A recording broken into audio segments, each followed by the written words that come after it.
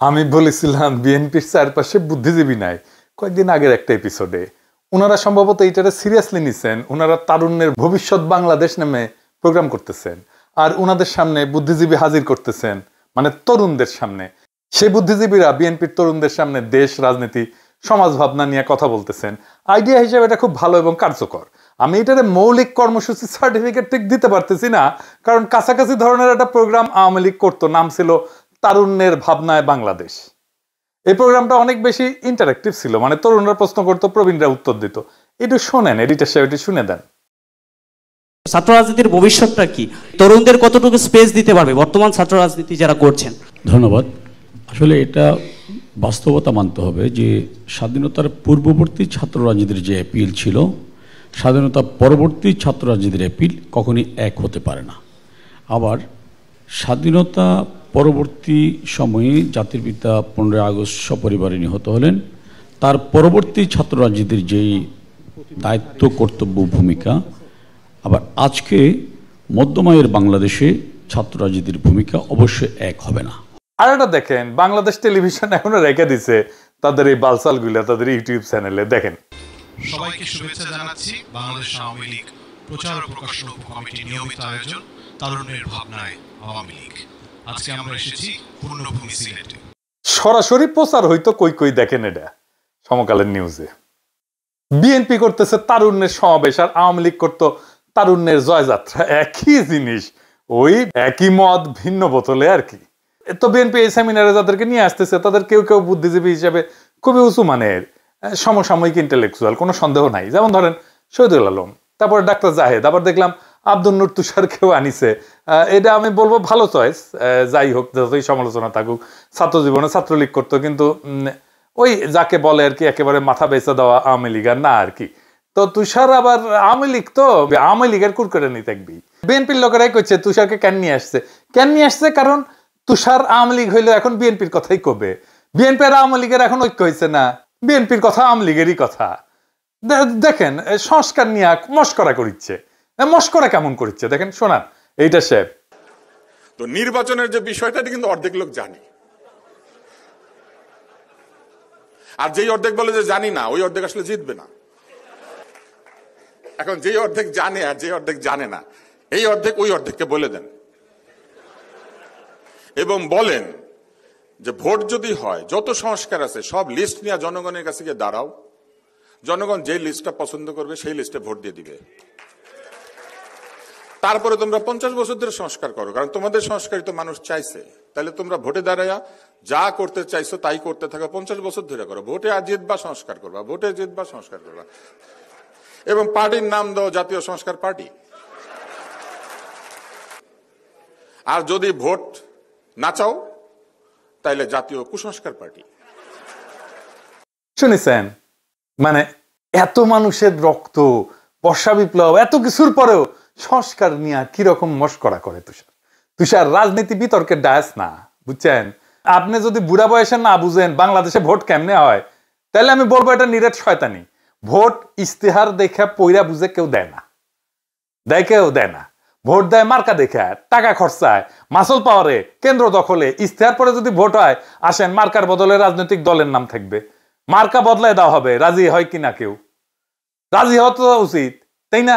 ইস্তেহার লেখা থাকবে তো ওইখানে, ব্যালট পেপারে লিখে দিবেন আপনার দাবিগুলা, ওইটাই ভোট দিবেন না তো কেন? ওটা পড়ে পড়ে দিবেনি, ঠিক করে কম্পেয়ার করে দিবে। একেবারে ইস্তেহার মারা নিয়ে এসে গেছে আর কি। হ্যাঁ, ব্যালটের লেখা থাকবে বিএনপির 31 দফা, সিল দিবে, পোক্ত হইল না।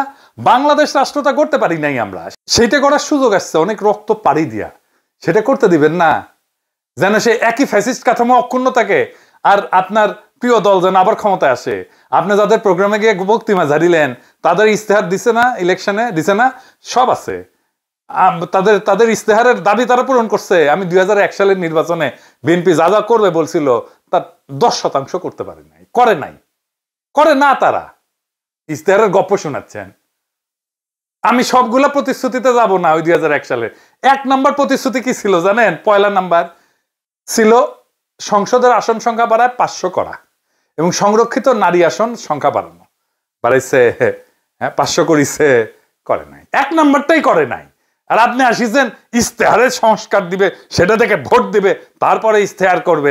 হ্যাঁ, খুব গপ্প মারিচ্ছেন না, এটা বিতর্কের কুৎসাল না, এটা রাজনীতি। তুষার, সাবধানে পা ফেলবেন, মুখ থেকে কথা ফেলার আগে খপ করে ধরে ফেলবো।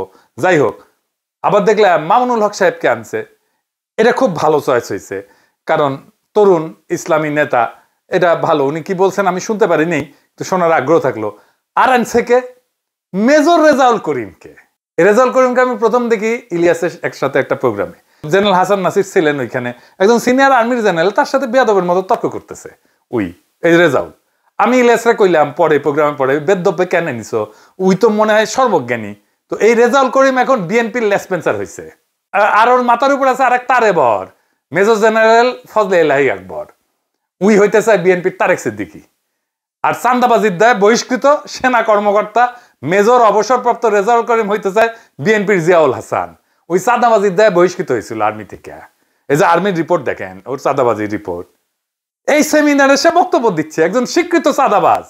ভাই, আপনাদের কি চাঁদাবাজ ছাড়া চলে না? হ্যাঁ, নাকি তারুণ্যকে চাঁদাবাজির দীক্ষা দিতেছেন? তীর আটা ময়দা সুজির একটা বিজ্ঞাপন ছিল, তীর ছাড়া আমার চলেই না। শুনেন, তীর ছাড়া আমার চলেই না। তো আপনাদেরও তো দেখতেছি চাঁদাবাজ ছাড়া আপনার চলেই না। 2012 সালে র্যাবে থাকা অবস্থায় ওই চাঁদাবাজির দায়ে বহিষ্কার হয়েছিল। অবশ্য দাবি করে তাকে এগুলা তার বিরুদ্ধে ষড়যন্ত্র, কিন্তু আর্মির নিজস্ব তদন্তেই তার প্রমাণ পাওয়া গেছিল। কিন্তু তার অতীত দেখলে বোঝা যাবে যে এসব সত্য কিনা। তাকে 2006 সালে একবার সুপারিশ দেওয়া হইলেও 2007 থেকে 2011 সাল পর্যন্ত 4 বার নিরাপত্তা ছাড়পত্র সুপারিশ দেওয়া হয়নি। 2012 সালে আওয়ামী লীগের নাজমুল হাসান পাপনের সুপারিশে র্যাবে পোস্টিং বাগায় নিয়েছিল, পরে সেখানে দায়িত্ব থাকা অবস্থায় চাঁদাবাজির দায়ে বহিষ্কৃত হয়। এত অসদাচরণের পরেও আওয়ামী জেলা মাদারীপুর হয় বিভিন্ন লীগ নেতার কানেকশনে র্যাবে থেকে গেছিল সে। আর এখন তার মূল গডফাদার হয়েছে মেজর জেনারেল ফজলে এলাহি আকবর, যিনি কয়েকজন শীর্ষ বিএনপি নেতার হইয়া বিএনপির নতুন তারেক সিদ্দিকী হয়ে উঠতে চাইতেছেন। এর মধ্যে চলতি বছর ফেব্রুয়ারিতে রেডিসন ব্লু ওয়াটার গার্ডেন হোটেলের বলরুমে foundation for strategic and development studies FSDS বলে একটা গবেষণাধর্মী নতুন একটা প্রতিষ্ঠান বা দোকান খুলিছেন উনি। সেখানে আবার উপস্থিত ছিল জেনারেল ওয়াকার। তো শোনা যায় যে এইটার পরে জেনারেল আকবর ওয়াকারের কাছে নাকি বেশি ব্যবসার সুবিধা এগুলো চাইছিল। তো এটা বিরক্ত হয়ে ওয়াকার নাকি ব্লক করে দিছে তার অ্যাক্সেস, যার সত্য মিথ্যা জানি না। কিন্তু ওয়াকার ব্লক করলে কি হবে, তাদের মূল শেল্টার তো এখন বিএনপি। চান্দাবাজ রেজাউল বক্তব্য দেয় বিএনপির তারুণ্যের সমাবেশে, অথচ টিভিতে বছরের পর বছর ধরে বিএনপিকে থার্ড ক্লাস বইলা বক্তব্য দিচ্ছিল এই লোক তারেক রহমান কোনো নেতাই না, বিএনপির কোনো নেতৃত্ব নাই, আওয়ামী লীগকে হাসিনাকে সমর্থন দেওয়া দরকার, এটা তার বয়ান ছিল। আমি বানায় করছি না, দেখে দেবো, শুনেন। আমি বলছি না যে বিএনপিকে এনে বসাও, কজ এখানে বিএনপি তো যোগ্য নেতৃত্ব সত্যিকার অর্থে এই মুহূর্তে আমি দেখি না। বিএনপি নামক একটা দল যদি এখানে বিএনপির নেতা থাকতো আমার কথাটা বলা আরো ভালো হইতো, কারণ বিএনপি নেতা নাই, এখন কার সামনে কথাগুলো বলবো। বাট সত্যিকার অর্থে কিন্তু সেই অবস্থা বিএনপি নেই, নেতৃত্ব দেওয়ার মতো যোগ্য কোনো নেতাই নেই দলের মধ্যে। আপনার ফখরুল ইসলাম আলমগীর একজন, তাকে তো মানুষ, এখন তো আমাদের ফ্যামিলি তান্ত্রিক একটা রাজনীতি চলতেছে, এখন এই ভদ্রলোক অনেক যোগ্য, কিন্তু তাকে কি মানুষ ওইভাবে কি মেনে নিবে না। স্পেস বিষয়তে কাকে স্পেস দিবে, এখানে আমি একটু দ্বিমত করব। উনি কাকে স্পেস দিবে? যোগ্য কেউ না থাকলে সে ডিটারমাইন করবে কে যোগ্য না। একটা বিষয় হচ্ছে কি, আমি বলি, আপনি একটা বিষয় হচ্ছে কি ভাই, আপনি টেররিস্ট অ্যাক্টিভিটিস এটা কিন্তু মঙ্গল গ্রহ থেকে আপনি পরিচালনা করতে পারবেন if you have the communication. যদি আপনি মোবাইল ফোনে কমিউনিকেট করতে পারেন, সেটা ওয়ার্ল্ডে যেখানে থাকেন আপনি টেররিস্ট অ্যাক্টিভিটিস করতে পারবেন। বা রাজনীতি কিন্তু আপনি আমেরিকায় বসে আপনি রাজনৈতিক একটা ইয়েটাকে পরিচালনা করতে পারবেন না। আর তারপরে যেটা হচ্ছে যে বাংলাদেশে এখন সত্যিকার অর্থে আপনি অনেক কর্মী আছে দেখবেন, আমি নাম ধরেই বলি, ধরেন বিএনপির কথাই বলি, বিএনপির প্রচুর কর্মী আছে মাঠে, বিএনপির সমর্থকের কিন্তু অভাব নেই বা নেতাদের কিন্তু অভাব নেই, কিন্তু প্রত্যেকটা দলের কিন্তু একজন প্রধান থাকেন, মানে মেইন পিভটিং একটা ফিগার থাকেন, সেটা কি আছে তাদের? বা কোনো একটা দলকে আছে বলেন যে এই দলের একজন যোগ্য নেতৃত্ব আছে যিনি বাংলাদেশে ভবিষ্যতে আরেকটি রাজনৈতিক দল যিনি পরিচালনা করতে পারবেন, কেউ আছে? যদি সেটা না থাকে তাহলে সেক্ষেত্রে আমাদের একটাই ভরসা, সেটা হচ্ছে বর্তমান সরকারকে সমালোচনা করে হোক যে করে হোক তাকে আমার লাইনে আনতে হবে। এইবার দেখেন সে এখন কি বলতেছে, এটা শুনেন। 5 আগস্টের পূর্বে যেখানে ছাত্রদল সহ সব ছাত্র সংগঠনের অগ্রণী ভূমিকা ছিল, কিন্তু আমরা এখানে দেখতে পাই যে আমাদের এই বৈষম্য বিরোধী ছাত্র আন্দোলনের বিশেষ এক গোষ্ঠী যারা এখন এনসিপি পার্টি গঠন করেছে তারা একক ক্রেডিট নেওয়ার চেষ্টা করেছে। যদিও এখানে তারেক রহমান বদান্যতার পরিচয় দিয়েছেন, তিনি কখনো ক্রেডিট নেওয়ার চেষ্টা করেন নাই। যে তার উদারতা মানে এই নয়, সেটা তার দুর্বলতা। আমরা চাই বিএনপির সেই পুরনো ঐতিহ্য ইমেজ ফিরিয়ে আনতে। সেই ইমেজ ফিরে আনার জন্যই আজকে তারেক রহমান বিএনপির প্রতি যে সহনশীলতা দেখাচ্ছেন, সবাইকে ধৈর্যশীল হতে বলছেন, এটাকে আমি সত্যি প্রশংসা করি। তরুণদের নিয়ে তারেক রহমানের ভাবনা, তরুণদের জন্য করণীয় কিছু বিষয়গুলো বলবো। আচ্ছা, তরুণদের নিয়ে আমি তারেক রহমানের ভাবনার কথাটা আমি অলরেডি বলেছি। এই তারেক রহমান তরুণদের নিয়ে এই নির্বাচনী কাজগুলো খুব সুন্দরভাবে করেছিলেন। দল গঠনে দলে তরুণদেরও সম্পৃক্ত করা, একটা সুন্দর সুষ্ঠু ভোটাধিকার প্রতিষ্ঠার জন্য তিনি এককভাবে কাজ করে গিয়েছিলেন। 2002 সালে 3 সালে যখন তারেক রহমান জিয়াউর রহমান ফাউন্ডেশনের নামে বাংলাদেশের পথে প্রান্তরে যখন ছুটে বেড়ান, তারেক রহমান হেঁটে যাচ্ছে, এই পথে হাঁটতে থাকলে তারেক রহমানকে আজকে আমরা যে জিয়াউর রহমানের সাথে তুলনা করি, আজকে তারেক রহমান সেই জিয়াউর রহমানকে হয়তো ছাড়িয়ে যাবেন এবং বাংলাদেশে সেটা সম্ভব। কারণ জিয়াউর রহমানের শিক্ষার জন্য তার কোনো উত্তরসূরি ছিল না, বাট তারেক রহমানের শিক্ষার জন্য জিয়াউর রহমানের আদর্শ আছে। যে কারণে আপনাদের মনে রাখতে হবে তারেক রহমান কোথায় যেতে পারে। এই 3 আগস্ট তখন এই তরুণ অফিসাররা জেগে উঠেছিল তারেক রহমানের অনুপ্রেরণায় উদ্বুদ্ধ হয়ে, আর তারা বিশ্বাস করে এটা একমাত্র এই তারেক রহমান দ্বারাই বাস্তবায়ন সম্ভব, আর কেউ না। তারেক রহমান কি করেছিলেন? তিনি হওয়া ভবনে সরকারের সকল সুবিধা থেকে বের হয়ে এসে হওয়া ভবন অফিসে তিনি কাজকর্ম শুরু করেছিলেন। কেন? দলকে সরকারের প্রভাবমুক্ত রাখার জন্য তিনি দলীয় কাজ ভিন্ন জায়গায় করেছিলেন। এটাকে আমাদের হাততালি দিয়ে প্রশংসা করা উচিত। এই চাঁদাবাজকে বিএনপির অনুষ্ঠানে দেখার পরে সেনাবাহিনীর মধ্যে অনেকেই বিলা হয়েছে। আমাকে অন্তত 10 জনের মতো ফোন করেছে সেনা কর্মকর্তা, বলছে যে এটা কি করলো বিএনপি, কি করিচ্ছে, ওই করে কি আসলে রেজাউল করিম রেজা চাঁদাবাজি করে, এখন বর্তমান পেশা চাঁদাবাজি। ঢাকা বিএনপির একাধিক বড় নেতার কাছে পর্যন্ত সে চাঁদা দাবি করছে। 2022 সালে লীগের সময় লেফটেন্যান্ট জেনারেল আকবরের সুপারিশে অ্যাডজাঙ্ক ফ্যাকাল্টি হিসেবে বিইউপিতে চাকরি পায়, আর ওই অনার্সের 2nd ক্লাস 3rd ক্লাস ছাত্র, অনার্সের 2nd ক্লাস পাওয়া মাল, এইটা কি পড়ায় কে জানে। রেজার দেশের বাড়ি চরম আওয়ামী এলাকা, মাদারীপুরের কালকিনি উপজেলা। আর জেনারেল আকবরের সাথে পিছিয়ে আছে বিএনপির কিছু কেন্দ্রীয় নেতা।